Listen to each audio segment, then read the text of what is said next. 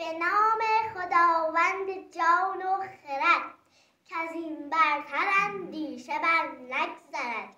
خداوند نام و خداوند جای، خداوند روزیده رهنما، خداوند کیوان و گردان سپهر، فروزنده ماه و ناهید و مهر. ز نام و نشان و گمان برتر است، نگارنده برشده پیکر است. ببینندگان آفریننده را، نبینی مرنجان و بیننده را.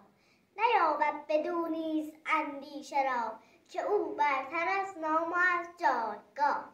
سخن هرچه زین گوهران بگذرد، نیابد بدو راه جان و خرد.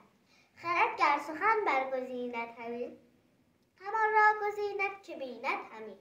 سودن نداند کس او را چو هست، میان بندگی را بباید بست.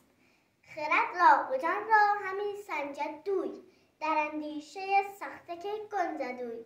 بدین آلت رای و جان و زبان، ستوز آفریننده را کی توان. به هستیش باید که خستو شوی، ز گفتار بیکار یکسو شوی. پرستنده باشی و جوینده را، به ژرفی به فرمانش کردن نگاه. توانا بود هر که دانا بود، ز دانش دل پیر برنا بود. از این پرده برتر سخنگاه نیست، ز هستی من اندیشه را راه